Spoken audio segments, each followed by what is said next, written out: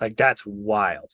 That is not how it should be. We should be looking at actual like hail trace maps, taking pictures and not arguing with. I mean, I get it from both sides. There are adjusters that are corrupt, there are roofers that are corrupt, there are definitely homeowners that are corrupt. But in general, that's my rant on door knocking in general. I Yeah. think that's I don't have anything opposed to the insurance roofer, but I do think that the way that most insurance roofing contractors operate is not it's not moral, it's not ethical. I mean, this is true. This is I don't care. There's some good ones out there, but I'm telling you, like, this is not the way that we should treat. This is not treating your neighbor with respect. The idea of no soliciting on a like neighborhood sign is there, and then it's when you drive in, there's another sign that says no soliciting, and there's no soliciting at the freaking front door, and you're still knocking. You I, you should go to jail. Like I think I think that they should start enforcing that and just put people in jail for that. Like it's just if I pay to be in a neighborhood that if I'm choosing to live a life of peace and quiet so that my kids can run around in my yard so that no one's going to walk up to their door, I expect that to be enforced.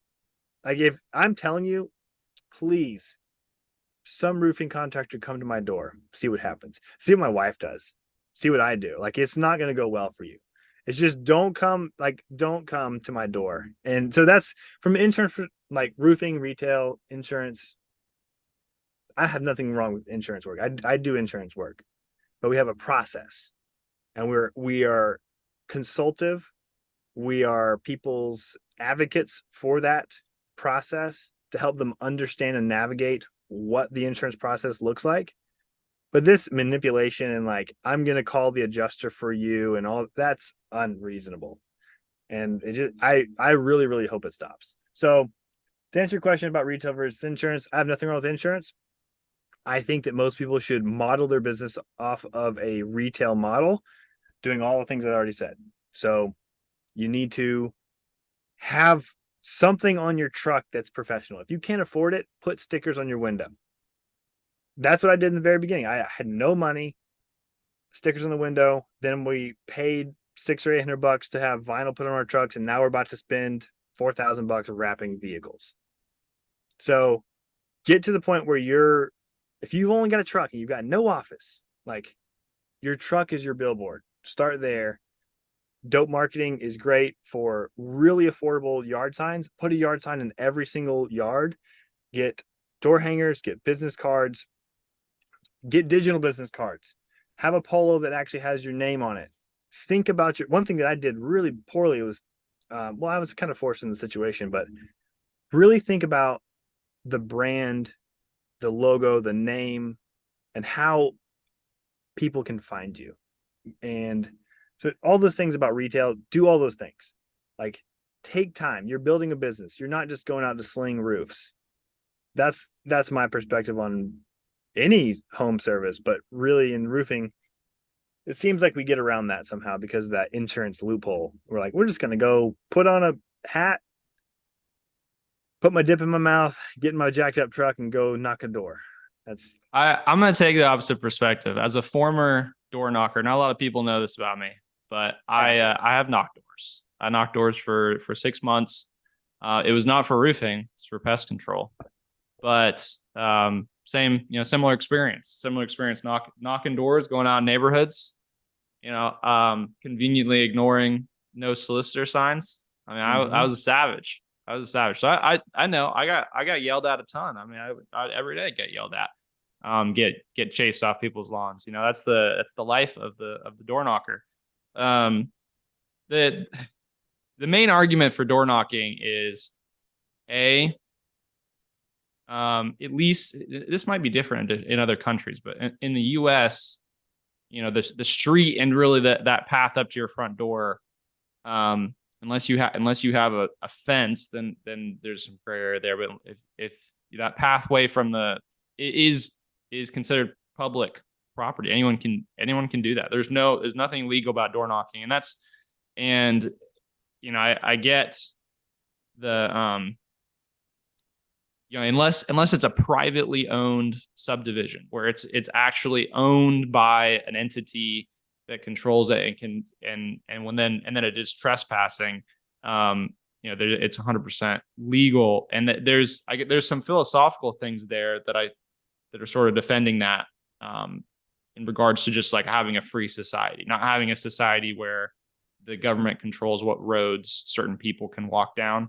But on the business side, and I'm just going to take devil's advocate here. And listen, I don't love door knocking. I'm not necessarily saying everyone should go out and door knock. I'm just going to take the other side of it just because I have experienced it firsthand. It works. I mean, you're going to knock on 100 doors. There are days I knocked on 100 doors, and you knock on 100 doors, you're going to get yelled at by 10 people, maybe 20 people. You're going to get nothing from, 40 of those doors, 50 of those doors. And then that remaining is going to open up and have a conversation with you, and you're going to sell a percentage of those. So you can go out every single day and get a sale. Roofing is a little bit different. It's such a large ticket for pest control. It's such a small ticket that you would always get sales pretty much if you went out and knocked 100 doors, unless you are just having a terrible day. But for roofing, it is a little different. But the other thing with roofing, and I haven't done roofing door knocking, but it is, from my understanding, I've talked to a lot of roofing door knockers. If done right, consultative. You're not coming to the door immediately looking for a sale. You're coming to the door offering to take a look at their roof to see if there's any damage there for an insurance claim. And so it's a very soft sale. Like you're not pitching them on the spot with anything.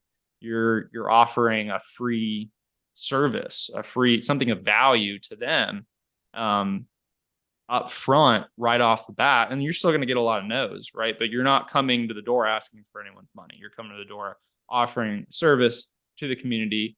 And the thing is, like, yes, you could just set up a brand and you can set up advertising. You could attract businesses that way or attract homeowners that way to come reach out to you for that consultative. So you could just, push free inspection to see if there's insurance damage. You can push that all over your entire market, right? But that does cost a lot of money and or time to do that. Whereas door knocking, it's like a polo, a hat, walk out the door, and you can generate sales that way.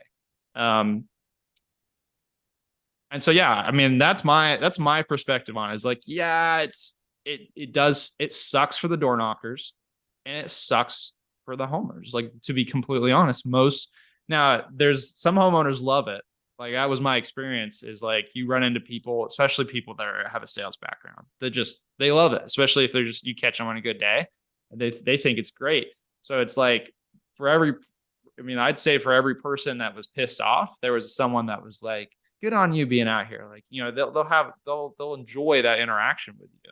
And then there's also, you think about, like, there's people that are legitimately lonely. Like, no one comes to see them. They're like, especially older homeowners that maybe, like, they're just sitting in their house watching TV. And so, like, it makes their day having someone show up that's going to talk to them, even if it is a salesman. Like, someone who's good at door knocking is going to have the personality, and my personality wasn't always ideal for this, but is going to be someone that can chat, and like is willing to have a conversation and make someone stay like that. And so I don't know, that's my perspective on it. I mean, I don't know what's your response to that?